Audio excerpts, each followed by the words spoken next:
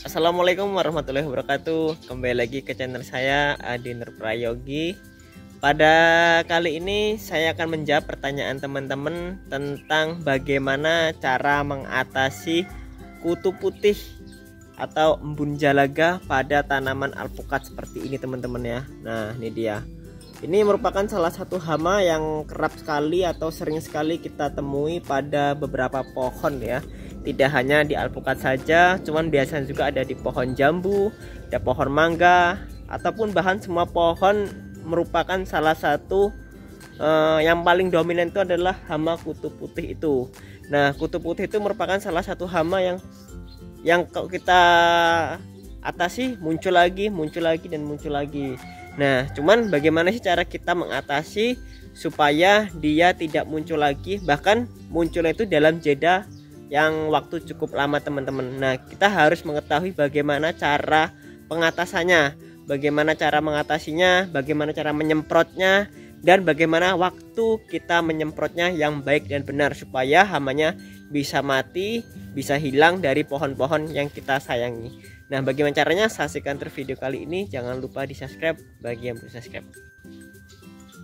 Baik teman-teman, sekarang kita ambil salah satu sampel pohon yang satu ini ya.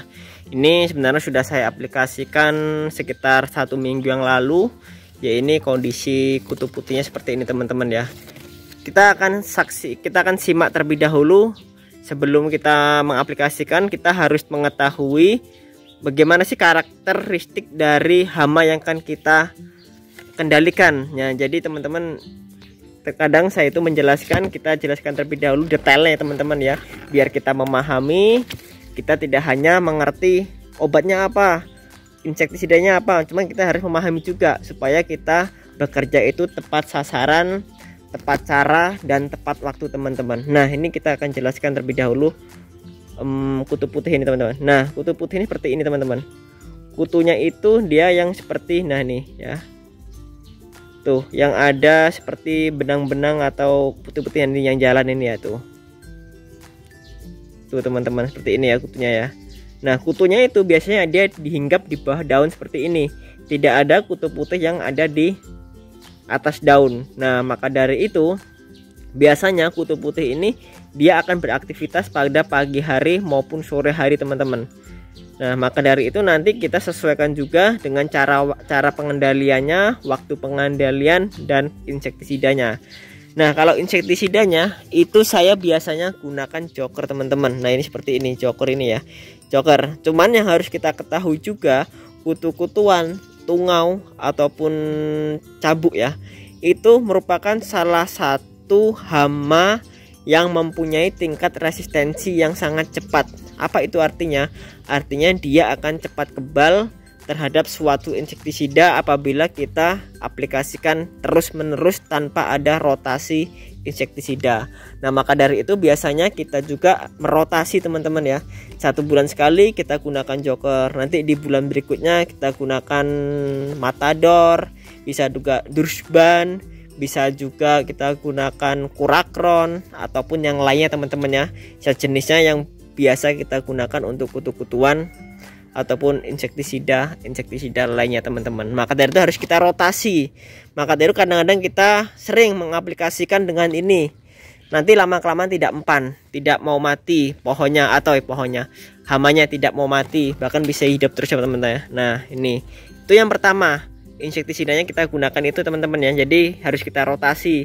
Yang pertama ada joker, ada kurakron, ada matador, ada drusban, dan lain-lain. Nah, itu yang harus kita ketahui dulu, insektisidanya harus diganti-ganti supaya apa? Supaya tidak dia resisten. Nah, untuk dosisnya bagaimana? Dosisnya itu teman-teman lihat saja ya di kemasan ya. Contohnya ini teman-teman, kita lihat, ambil pukul rata-rata. Ini ada 1,2, 1,5 sampai 2 gram, 1,5 sampai 2 gram, ada 0,75 per gram. Kalau kita saksikan yang 0,75 itu untuk cabai.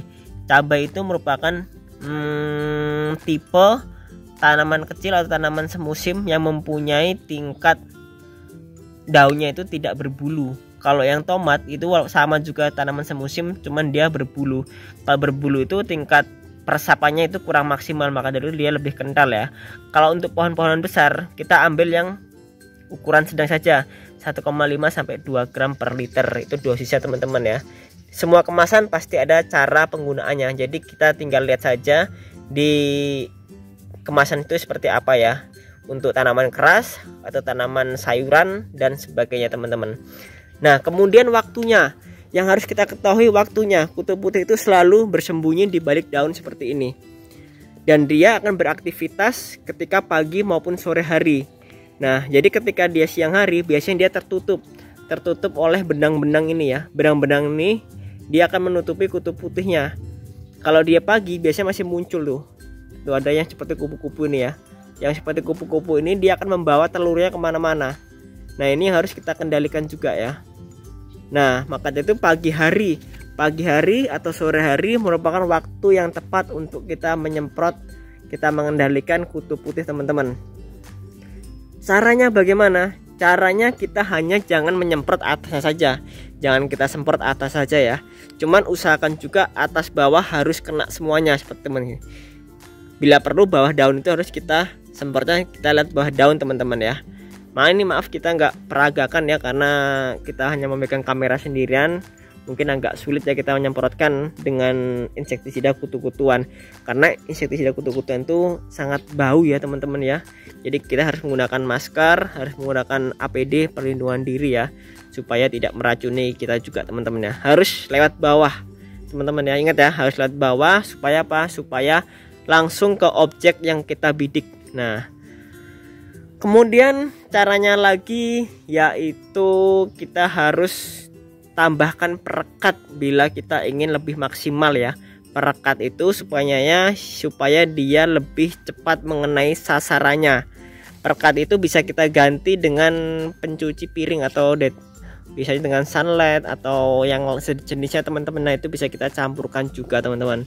Ya, jadi untuk memaksimalkan penyebaran dari insektisida yang kita aplikasikan. Nah, kemudian ulangi interval itu sekitar 1 minggu sekali hingga benar-benar kutunya habis dari pohon kita ya.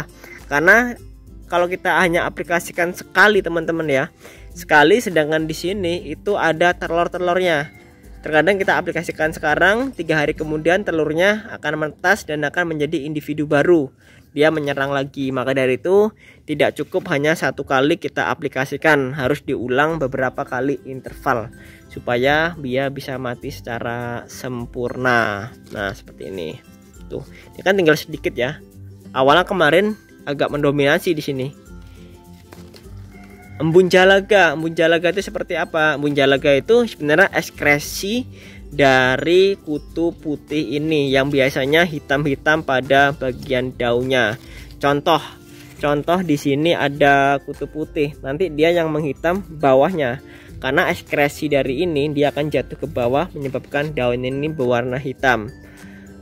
Kemudian apa efeknya? Efeknya permukaan daun tertutupi embun jalaga, proses fotosintesis akan berkurang atau terhambat oleh embun jalaga itu ya. Nah, itu teman-teman seperti itu ya. Jadi harus kita pahami juga karakteristiknya. Jadi jangan hanya bilang muter-muter saja penjelasannya, namun kita juga harus mengerti. Kalau kita tidak mengerti spesifiknya, nanti kita hanya mengaplikasikan itu seperti orang yang mengendalikan tanpa tahu penyebabnya teman-teman ya. Jadi hanya dihantam saja, kita tidak paham bagaimana cara mengendalikan yang tepat teman-teman ya. Nah, itu ya. Jadi harus kita pahami, harus kita ketahui, harus kita cermati teman-teman. Karena merawat pohonan itu seperti merawat bayi, merawat anak yang harus kita besarkan dengan penuh kasih sayang supaya dia menghasilkan juga apa yang kita harapkan. Oke, mungkin video ini bermanfaat, bisa menjadi motivasi kita dan menambah wawasan kita dalam merawat tanaman-tanaman kita. Saya akhiri sampai di sini. Saya ucapkan terima kasih. Wassalamualaikum warahmatullahi wabarakatuh.